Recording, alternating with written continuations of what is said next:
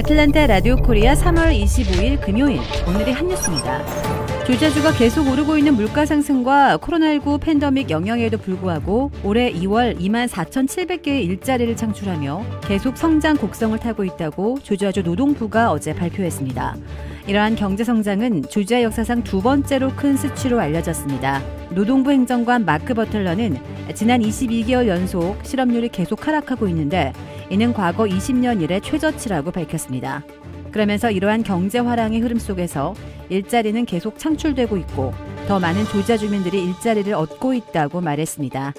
이러한 경제 화랑세를 주도하는 업종은 정보, 통신, 기술 분야인 것으로 조사됐으며 숙박업과 음식업종에서는 여전히 인력 부족 현상이 지속되고 있습니다. 조지아주의 2월 실업률은 3.2%로 역사상 가장 낮은 수준이며 미 전체 실업률은 3.8%입니다.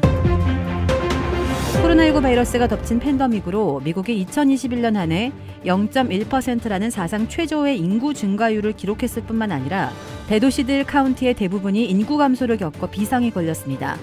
연방 인구 센서스의 새 보고서에 따르면 미국 내 3,143개 카운티들의 73%인 2,300여 곳에서 2021년 한 해 출생한 사람보다 사망자가 많았고 타 지역으로 이주하는 바람에 인구가 줄어들었습니다. 미 전역에서 가장 인구가 많은 뉴욕시와 LA, 시카고, 샌프란시스코 등 4개의 대도시에서만 지난해 70만 명이나 급감했습니다. LA 카운티는 한 해 동안 17만 명, 뉴욕시는 11만 3,700명이 감소했던 반면 애리조나, 피닉스, 텍사스의 휴스턴, 달라스, 어스틴, 조지아의 애틀랜타 등의 인구가 많이 늘어났는데 이들 지역을 합하면 지난 한 해 약 30만 명이 증가한 것으로 집계됐습니다.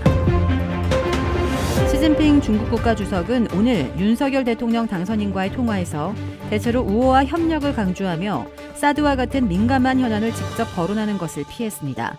중국 내부에서 한미동맹 강화를 핵심으로 하는 윤 당선인의 후보 시절 외교 공약에 대한 경계심이 작지 않지만 인사를 겸한 첫 통화의 성격을 감안해 협력에 포커스를 맞춘 것으로 풀이됐습니다.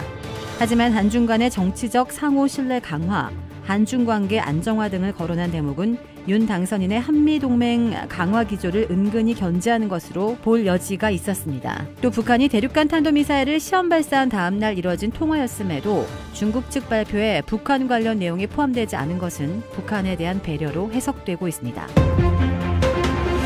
조국 전 법무부 장관이 윤석열 정부는 검찰을 활용한 사정 정국을 조성할 것으로 예상된다며 K-트럼프의 시간이 전개될 것이라고 주장했습니다.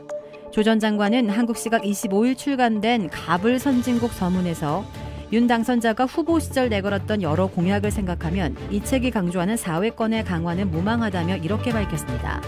조 전 장관은 정치적 민주화 이후 안착한 자유권도 위험하다.